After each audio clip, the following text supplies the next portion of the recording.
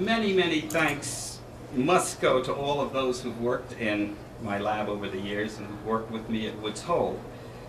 I'm delighted so many of you are here tonight because it's your work that this prize was awarded for. Now, I'll take the medal and the honorarium, but the glory is rightfully yours. So I applaud you.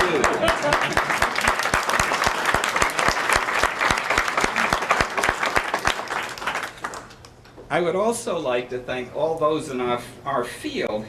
Again, many, many of you are here because it's been such a wonderful field to be in. Exciting, cooperative, and fun over the years. And I'm particularly pleased that this award is given at the ARVO meeting because it's here, of course, that vision researchers from all over the world come and discuss their ideas, their data so freely. In my view, it represents the very best of the scientific enterprise. And of course, I wish to recognize the funding agencies and foundations that have provided us support over the years, especially the National Eye Institute, but also the Research to Prevent Blindness. I was the first grant recipient from RPB, the Foundation Fighting Blindness, the Retina Research Foundation, and the Alcon Foundation. I would also like to say a word about Helen Keller, in whose honor this prize is given. She was, of course, a truly remarkable person who overcame not only blindness, but deafness as well. We are in contact with the outside world and with each other only through our senses, but particularly through sight and hearing. To lose both of these major senses is devastating. Her contact with the world and with other human beings was through touch only, and represented a fantastic feat by her and her teacher, Annie Sullivan. Helen Keller, as probably most of you knew, graduated cum laude from Radcliffe College in 1904. She was the first deaf-blind person to graduate from college. The next person to accomplish this feat did so in the mid-50s. While at Radcliffe, Annie Sullivan spelled out the lectures in Helen's hand.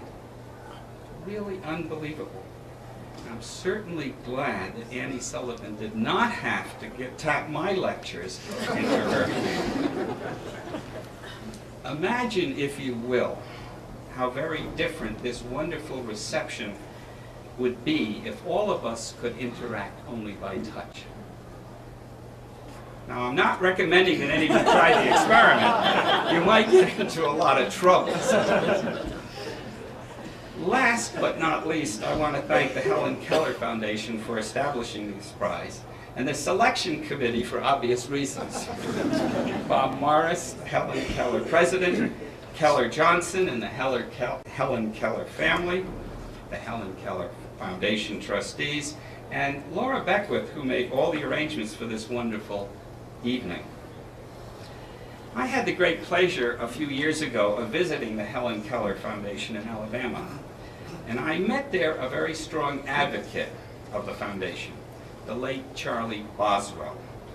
He himself was a remarkable person. Charlie was blinded during the Second World War, and one of those who treated him at Valley Forge was one of my father's close ophthalmic colleagues, Linus Sheehan. At Valley Forge, Charlie, who had been a wonderful athlete at the University of Alabama, learned to play golf. He quickly mastered the game, and he participated in the first National Blind Golfers Tournament in Los Angeles. The winner and runner-up following the tournament were to play Bob Hope and Bing Crosby in an exhibition match, and Charlie was runner-up in that first tournament. Charlie and Bob Hope became lifelong friends. And Bob Hope, I saw this on videotape when I was visiting the foundation, described his first encounter with Charlie. Hope was, of course, a very good golfer, and at that time probably about 10 strokes better than Charlie. But Charlie insisted that they play for money. Hope was dubious, but finally agreed and asked Charlie, "When do we start?" "Midnight," replied Charlie.